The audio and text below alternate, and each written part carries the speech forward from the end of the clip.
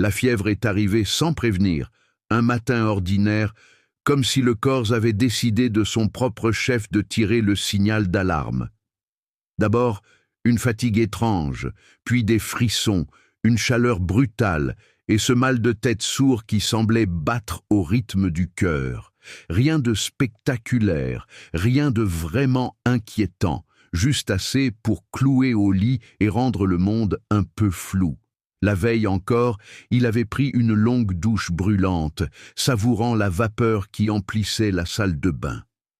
Il ne savait pas que, parfois, l'eau transporte des ennemis invisibles. Pas des maladies terribles, pas celles qui font les gros titres, mais des bactéries discrètes qui voyagent dans l'air sous forme de gouttelettes.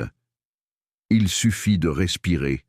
Les symptômes ont duré quelques jours. Des douleurs dans les muscles, comme après un effort trop intense, une lassitude profonde, l'envie de dormir plus que de parler. Aucun essoufflement, aucune douleur dans la poitrine. Les poumons, eux, restaient tranquilles. Le corps se battait, seul, calmement, sans demander de renfort chimique. On appellerait cela la fièvre de Pontiac. Un nom presque élégant pour une maladie sans gravité, une cousine douce de la légionellose, bien moins agressive. Là où l'autre attaque les poumons et exige des antibiotiques, celle-ci se contente de passer, laissant derrière elle une sensation de faiblesse et le souvenir d'un mauvais moment. Il n'y avait rien à faire, sinon attendre.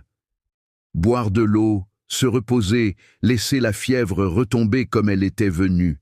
Et effectivement, après 3 ou 4 jours, le corps a repris ses droits.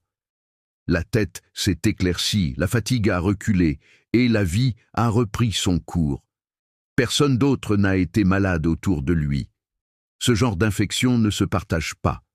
Elle ne se transmet pas par les mains ni par les mots. Seulement par l'air chargé d'eau dans certains lieux où l'on ne pense jamais à se méfier.